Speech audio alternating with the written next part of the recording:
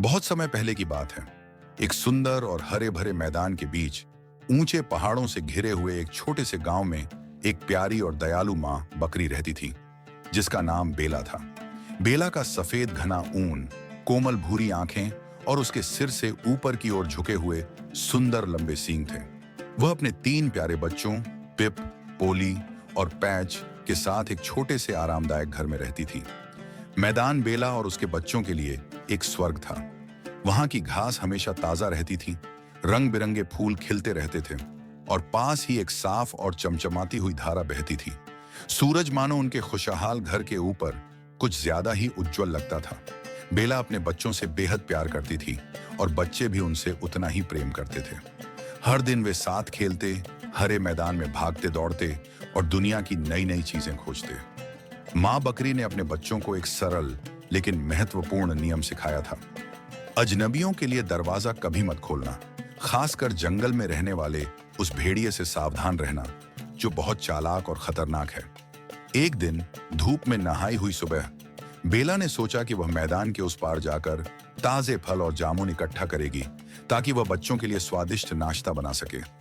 गर्मियों की हवा मीठी थी और मैदान की हरियाली जीवन थी। उन्होंने अपने बच्चों को बुलाया और कहा, मेरे प्यारे बच्चों, मैं थोड़ी देर के लिए बाहर जा रही हूं, लेकिन सूरज ढलने से पहले लौट आऊंगी। ध्यान रखना, किसी भी अजनबी के लिए दरवाजा मत खोलना। अगर कोई आए तो दरवाजा बंद रखना और सावधान रहना। जब मैं लौटूंगी तो मैं खास तरीके से दरवाजा खटखटाऊंगी और एक गाना गाऊंगी, तभी दरवाजा खोलना। पिप, पोली और पैच ने सहमति में सिर हिलाया और अपनी माँ की बात को ध्यान से सुना। सबसे छोटे पिप ने पूछा, वो खास दरवाजा खटखटाने का तरीका क्या होगा माँ?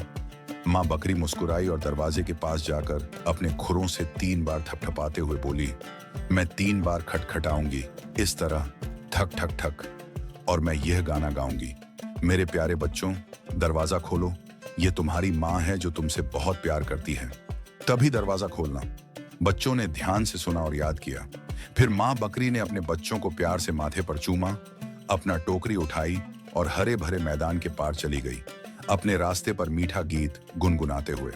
माँ बकरी के जाने की देर थी कि जंगल में छिपा वह कुख्यात भेड़िया, जिसका काला फर और चमकती आंखें उसे डरावना बनाती थीं, मौका पाते ही अपनी चालाक योजनाओं में जुट गया।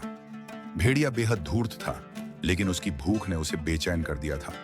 वह लंबे समय से बेला और उसके बच्चों पर नजर रखे हुए था और अब उसे मौका मिल गया था कि वह उस छोटे से घर में घुस जाए। यह सही मौका है, भेड़िए ने एक दुष्ट मुस्कान के साथ सोचा। बच्चे अकेले हैं और अब मैं उन्हें आसानी से फंसा सकता हूं। भेड़िया धीरे धीरे जंगल से बाहर निकला और बकरी के घर की ओर चल पड़ा। उसका दिल चालाकी भरी उत्तेजना से धड़क रहा था। उसने दरवाजे पर पहुंचकर अंदर झांकने की कोशिश की, लेकिन खिड़कियां बंद थीं और वह बच्चों को देख नहीं सका। उसने सोचा कि वह बकरी की आवाज की नकल करके दरवाजा खुलवाने की कोशिश करेगा। ठक ठक ठक, मेरे प्यारे बच्चों, दरवाजा खोलो, ये तुम्हारी माँ है जो तुमसे बहुत प्यार करती है, उसने मीठी आवाज में कहा।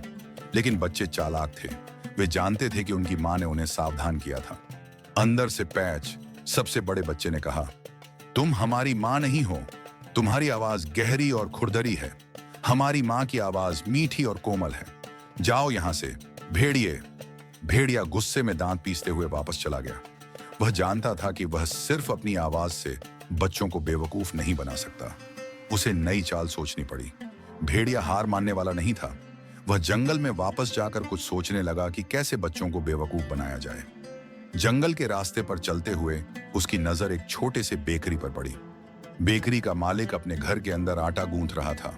भेड़िए को एक चालाक विचार आया, अगर मैं अपनी आवाज मीठी बना लूं और अपने काले पंजों को सफेद बना लूं तो बच्चे मुझे अपनी मां समझ लेंगे, उसने सोचा। भेड़िए ने मौका पाकर बेकरी से थोड़ा सा आटा चुरा लिया।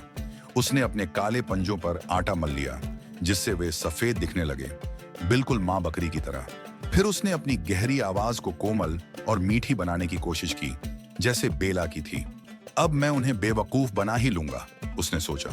भेड़िया फिर से बकरी के घर पहुंचा और इस बार उसने दरवाजा खटखटाया। ठक ठक ठक, मेरे प्यारे बच्चों, दरवाजा खोलो, ये तुम्हारी माँ है जो तुमसे बहुत प्यार करती है, उसने बड़ी कोमल और मीठी आवाज में कहा। अंदर से बच्चों ने फिर से आवाज सुनी, पोली, जो बीच वाली थी, खुशी से दरवाजे की ओर भागी। मां आ गई, लेकिन पैच, जो सबसे समझदार था, ने कहा, रुको, पहले हम उसके पंजे देखें। मां ने हमें सिखाया है कि हमेशा सावधानी रखनी चाहिए। अंदर से बच्चों ने कहा, मां, पहले अपने पंजे दिखाओ। भेड़िए ने अपने सफेद आटे से ढके हुए पंजों को खिड़की के पास कर दिया और बच्चों ने सोचा कि वह सच में उनकी मां है।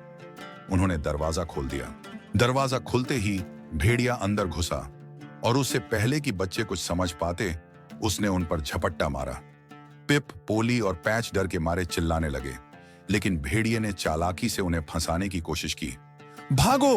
पैच ने चिल्लाया और बच्चों ने तेजी से भागना शुरू कर दिया। पोली मेज के नीचे छिप गई, पिप एक अलमारी के अंदर घुस गया और पैच ने खुद को बड़े घड़ी वाले बॉक्स में छिपा लिया। भेड़िया गुस्से में कमरे में इधर उधर घूम रहा था। उसे बच्चों की गंध आ रही थी, लेकिन वह उन्हें पकड़ नहीं पा रहा था। उसने मेज को उल्टा कर दिया, लेकिन पोली समय रहते वहां से निकलकर एक कुर्सी के पीछे छिप गई। उसने अलमारी खोली, लेकिन पिप वहां से फिसलकर दूसरी जगह भाग गया। भेड़िया और भी गुस्से में आ गया।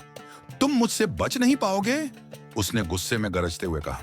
उधर मां बकरी ने जंगल के उस पार से ताजे फल और जामुन जमा कर लिए थे और घर की ओर लौट रही थी। जैसे ही वह घर के पास पहुंची, उसे कुछ अजीब महसूस हुआ। दरवाजा थोड़ा खुला हुआ था और अंदर से बच्चों के रोने की आवाजें आ रही थीं। उसका दिल तेजी से धड़कने लगा। हे भगवान, कहीं भेड़िया तो नहीं आ गया, उसने सोचा। बिना देरी किए वह घर की ओर दौड़ी, लेकिन उसे अपना ही नियम याद था। उसे अपना खास तरीका अपनाना था। उसने दरवाजा खटखटाया। ठक ठक ठक। मेरे प्यारे बच्चों, दरवाजा खोलो, ये तुम्हारी माँ है जो तुमसे बहुत प्यार करती है, उसने मीठी आवाज में कहा। बच्चों ने अपनी माँ की असली आवाज को पहचान लिया। उन्होंने जल्दी से दरवाजा खोला और अपनी माँ के गले लग गए।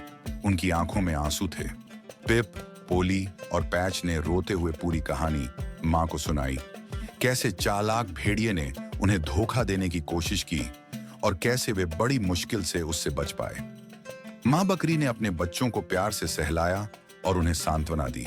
डरो मत मेरे बच्चों, अब मैं यहाँ हूँ और भेड़िया तुम तक नहीं पहुंच सकता। माँ बकरी ने देखा कि भेड़िया अभी भी घर के आसपास कहीं छिपा हुआ था और उसने अपने बच्चों को सुरक्षित रखने के लिए एक योजना बनाई। उसने बच्चों से कहा, अब हम चालाक भेड़िए को ऐसा सबक सिखाएंगे कि वह कभी फिर से किसी को धोखा देने की हिम्मत नहीं करेगा।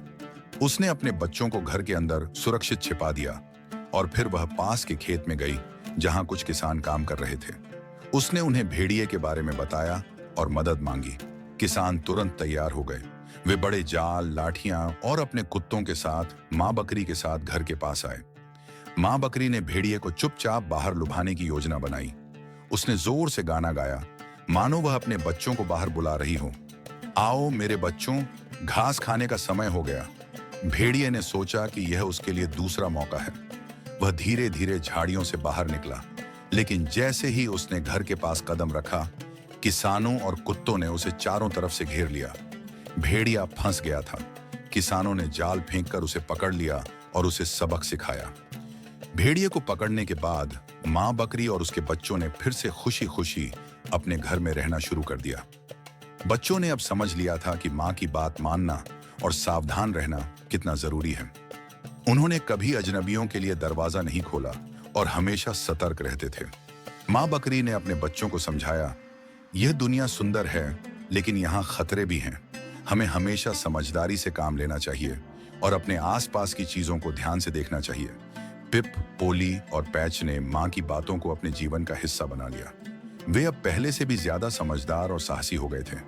माँ बकरी अपने बच्चों पर गर्व महसूस करती थी और उनका घर एक बार फिर हंसी और खुशियों से भर गया था। इस प्रकार माँ बकरी और उसके बच्चों ने एक खुशहाल और सुरक्षित जीवन बिताया और भेड़िए को कभी फिर से उनसे परेशान करने की हिम्मत नहीं हुई।